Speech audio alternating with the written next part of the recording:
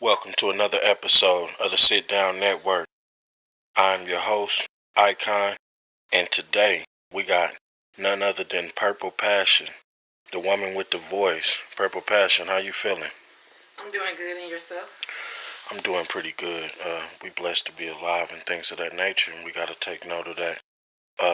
As we get off into this today, it's all about you today. So we gonna shower you, and we gonna figure out what was going on with you in your lifetime, and just get into the full needs of that. So you ready? Yes, sir. So what would you describe your childhood as? I would describe my childhood as, in my opinion, I think I had a pretty great childhood. I mean, we never wanted for anything or never needed for anything. My parents made sure that Okay. we got everything that we wanted or needed. I was raised by my mom and my stepfather, No which doubt. is a pretty cool type of thing, I guess. My stepfather has been in my life since I was a baby or whatever, so I didn't know any difference. I mean, I know who my regular father is, but I had a pretty good childhood. Nothing that I could complain about. I wasn't shy from getting whoopings or nothing like that. But yeah, pretty decent to me. Okay, so do you think that it's issues along with that, far as like, okay, you had your stepdad. Did you ever feel any type of way about wanting to know your real dad, or what's your take on that? Um, I knew my mama didn't keep anything from me. I knew early on that my stepfather was not my real dad. Right. I think she told me I started asking questions when my sister was born when I was really young. Okay. Um, so she made sure I met him a few times throughout my childhood. I didn't really know him, but I met him. I Right. seen him like maybe maybe 10 times at most through my childhood. Okay. That's not a lot of times, but that's enough to know the difference. Um, and that right there. Just your take on that, because I know that a lot of young women growing up, um, a lot of them didn't get to know their fathers, or grew up with stepdads, and I know that just that dad presence can change a young lady's life if having those connections with the dad, and also helps who you pick as your mate, because I think that a lot of people like to tend to get someone that's almost like their dad, so even unconsciously or consciously. So True. um, how do you think those things molded you as a person and being a mother? You are a mother, right? Yeah, I have two children, You have two children, adult children. adult children. So for you, that'll be in some of the next questions I get to asking about your biggest three moments. So tell us, tell us about your children, or tell us about your what do you grab from being a mother and all the things that you had to endure with your kids, and how do you think that's molded you and who you are to this day? Well, I can honestly say that parenthood did not come easy to me. I'm gonna say, when I had my first child, my mama um, really was like the scapegoat. I'm gonna say she took over a lot. I never did the waking up in the middle of the night or anything like Right. that because I was on medication or whatever, and so she was mainly doing it. That was a blessing. Yeah, definitely a blessing because a lot of people don't have that, and so to be able to say that she was there, she was a permanent fixture in our lives and stuff like that. With my second child, I actually did do everything as far as waking up and everything like that. I didn't want to let her have that responsibility. I wanted to take that responsibility of myself. So the first one kind of taught me some things, and then I just kept learning along the way. I mean, kids can be your greatest blessing and your biggest heartache all in the same time. So Right, being right. a mom, I was a single mother minus my mom, but Their fathers were never in the picture, kind of like my father, and I never wanted that for them, but it is what it is, and I did what I had to do to take care of my children. And something big that you mentioned right there is that you had that with your mom being there because um, sometimes just that little support, push you to the next level. And really, even at the time, she was probably even molding you for a time in your life that you would need to know some of these things. So even as she helped you, and as you went through some of these things that you said about heartaches and stuff like that, so any parent knows that having a kid is a continuous thing. But it's clearly you came out of it. You came out of it a better person. As the person I see to this day is, you move effectively. You're good at a lot of things. It's a lot of things that people don't know. So, won't you get into letting us know some of these things? Like, what's your hobbies? What do you like to do on your downtime? Um, what's things you see yourself doing in the future? Okay. Well, I guess since as early as I can remember, I have loved to sing. Have Music, always loved to sing. Not gonna say I'm a great singer, but I have always loved to sing. right? Have always had a passion for it. I remember being 9 years old, standing outside of my front yard on top of a tree trunk, Right. acting like I'm performing in front of an audience. I remember one of the first songs that I learned completely was Whitney Houston, I Believe the Children Are Our Future. Right. And I remember wanting to sing that all the time. And I remember a lot of my singing came from church. I joined choir when I was young, church choir. I didn't stick to it until I got a little bit older. I'm going to say about the ninth grade. I joined our choir in high school. The first time I didn't have to audition. The second time I did have to audition. And I made it both times. So I feel like that was a pretty big accomplishment. I did not continue with it, however, but I do love to sing. That's I can't dope. make up any song off the top of my head. I have loved, when I was 12, I discovered I had a knack for writing. And I've been writing pretty much ever since. And as a young child, when I was about 8 or so, I started cooking, and I pretty much love cooking ever since. Some things that I wouldn't eat when I was younger, I love them now because I'm cooking them, or I'm learning to invent new things, and it's just, I don't know, I think cooking is the biggest hobby of mine, the biggest love of mine, because I love the face when you feed someone, their face, if it's a great meal or whatever. I Right. think that I do pretty well. Right. Right. Right. So we know that cooking's your thing, and we know from what we know that you got some big things coming up with cooking. So y'all just be on the lookout for what she got going in the cooking world. We want to embrace that and keep that going. Also, we want to get back to some of the core of who you are and just growing up, and just elaborating on what makes you a woman. So the things is what we would like to know is how would you describe a storm? How would I be? Just briefly. I don't want nothing too long, but give me something just in your definition. It don't have to be the Webster definition, but the definition. What would you describe as a storm?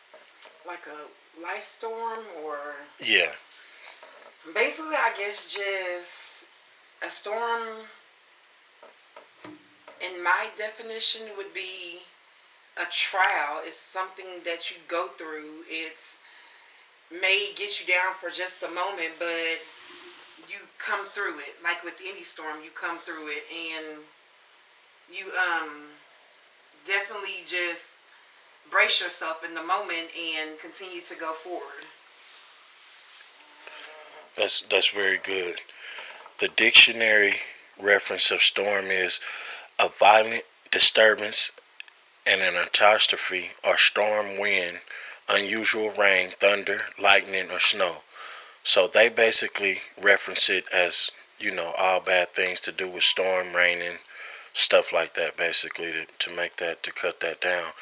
So, um, with this being titled Through the Storm, what storms do you think you had to overcome in your life to get you to the level that you are now? And how did those storms affect you at the time of going through them to even see clear as you can see now? It's I like a think 2-part question, but I think the biggest storm that I've had in my life would be within the last 11 years. In 2011, I lost my grandmother, and sorry for your then loss. thank you. And then about a year after that loss, we found out my mom had colon cancer, and she was in remission for a while. And on June the 2nd, 2014, my mom passed away, and that by far has been the greatest storm that I've been going through for the last 8 years of my life. I've moved from where we live in the town that my mama died in. Right. I moved to a whole nother city, had some issues there, ended up being homeless at some point, and just going through a lot of ordeals, a lot of storms in my life over the last, I would definitely say over the last 8 years have been like tsunamis in my life.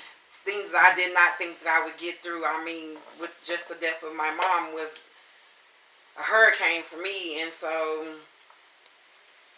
it was something. I mean, I'm not gonna say I've gotten through it. I've just learned to live with it. I still mourn for her, and I still need her presence, and I still want her presence, and I'll never stop wanting that. But at the end of the day, when she first died, my mind frame was like, life still has to go on even after she's gone. I still had to work. I still had to take care of my kids. And so I guess the way I got through that storm was because of my kids. My kids are my greatest blessing. They really saved me. They may not realize it, but they saved me through that storm of my life. They didn't save me completely, but they saved me at the moment that I needed them to save me. Without God and them, I would not be here right now. Well, that's good. Sounds like you got good family support, and the good thing about all that is that it's having the strength and getting through some of these things, because sometimes when we're actually going through them, it's hard to see the blessing in them. So the blessing is really overcoming it, being able to tell your story, and maybe within telling your story, you can bless somebody else that's going through it, or because the way life is set up in cycles, so it'll be somebody else go through the same cycle um, that you and I both went through. But just moving forward, that was good. Like I said, to know that you have family support. So basically, in your life, you've had many storms inside of one storm. So maybe your biggest thing would be strength, and just knowing that you got the strength and power to get through some of these storms that maybe at the time didn't even look like you could see your way through the storm. Yeah, I've heard people tell me how strong I am. Personally, I don't see it, I guess. I mean, I just go, I mean, however I'm feeling on the inside would never reflect how I'm feeling on the outside. You know, if that makes sense. Yeah, it makes My perfect sense. inside will never show on my outside. I'm never going to let my emotions overwhelm me to the point where people are like feeling sorry for me or anything like that. My mama was a strong person. She was a very strong woman. She was the strongest woman that I've known in my life. And so I guess I would get it honestly. I can only pray that I can ever be as strong as she was, because I mean, I've watched her. I've seen her. She's told me some stories that I probably don't think I could have gotten through, but because of her and because of the woman that she was in my life, I'm able to get through those storms. Even with her being gone, I'm able to get through that. Just knowing that she's done it before me. Knowing that my mama lost her grandmother, which is the woman that raised her at 18 or whatnot, and she continuously overcome that. You didn't see it. She never showed her emotions, even if it was hurting her on the inside. She continued to be a great mother and a great woman. No doubt. And yeah, That's crucial. And you know, if you've never lost a parent, then some of it may sound like gibberish to you. But if you've ever lost a parent, then you know that it's something that you deal with for the rest of your life. So I'm sure you're dealing with it the best you can, and it's always a hard thing. So for that, prayers up for you on that, and always put your best foot forward, and just remember they walking with you and things like that. That's the only thing that we can really have promise in, is knowing that they with us every step of the way. Most definitely, most definitely. So moving along, we've touched base on your childhood. We've talked about many storms that's going on in your life, and all the things that make you this amazing person that's an overcomer, that's been through these things, that's been homeless, that's had to take care of your kids by yourself, and most that's typical for most black women, but still don't make it the pain hurt any less. So we definitely acknowledge your strength on that, and we appreciate everything that you are. Even into the company and the brand, and everything that you are, everything you're becoming. We just want to keep saying that, and we don't want to say it enough, because I think right now we should do more of uplifting, because in social media right now, the way they make social media, everybody's got to tear somebody down. Yeah. So let's make sure that we take time to celebrate as well, um, and always uplift, bring positivity, and try to do something positive for the culture. Most Moving along with this interview, hold on, I gotta make sure I'm in line with everything. So, what 3 moments changed your life? Just give me briefs on those 3 moments, but what 3 moments would you think that impact your life the biggest, the most? I'm going to say two of those moments would be the birth of each of my kids. Okay. And then the third moment, of course, would be the death of my mother. Those are big ones. Those definitely impacted my life. They taught me to grow up, and they taught me to be strong, all in the same sense. That's such positive, because strength is needed, because I mean, people that don't know, depression is real. You lose somebody, and even just the everyday life and the challenges we take on every day can be enough overwhelming without even losing somebody. So you add that, all those things, we battle a lot as human beings. So it's good for us to do things that's therapeutic and help us get that release. What you think is your release for therapy? What's your go-to therapy? If I was somebody that was trying to figure out, hey, how do I wind down? How do I get to this place of peace? What does peace look like for you? What do you do to create your own peace? I create my own peace by doing, most of the time it's just by doing something I love, or getting to myself, and just, sometimes it's praying. Sometimes Right. it's writing. Sometimes it's cooking. So it Cooking, changes. yeah. It just depends on what you consider as what brings you peace, I Right. would say. Because it can, That's what it's whatever about. I'm needing at that moment, that's where I go to. Whether it's to God, I always go to God regardless of the situation. But it could be me going to write. Maybe I want to write about my feelings, or maybe I just want to cook and just let my feelings just explode in cooking, or whatever the case may be. It just really Right. depends on, or maybe I'll sing. You just never know what happens. So it's really just whatever you need at the time, and Yeah. you know what's crazy about the human body, you know what you need at the time. So it could be playing the game. I remember before my schedule got so busy, and I was not doing so much mixing and all that in my craft, that I used to take time and play the game, and now I don't really play as much. But it was therapy for me at one time, and now it's more like a job. Anything that relaxes you.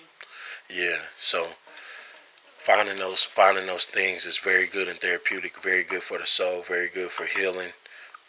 We always want to figure out how we can heal, because not only is it all these things that you've went through over your period of life and getting up in age, um, you got to heal from those things. So one thing that we got to learn about the healing process is, as we heal, we have to replace those things with other things in our life, or those spaces are void. So if you healed from something, whether it was abuse, whether it was whatever it was, you need to replace it with things in your life, or those are empty spaces. So You're right. for sure, for sure. Um, this has been one hell of an interview. This is just part one to Through the Storm. We're gonna take a break. We gonna get back at y'all. We gonna pay some bills. We gonna sit down, network. You know how we get down. Y'all just make sure y'all tap back in with us. This has been a true honor getting to know a true queen. Through the Storm. Purple Passion. You heard it first. Part two on the way. We bring it all to the table while bringing real back. Always and forever.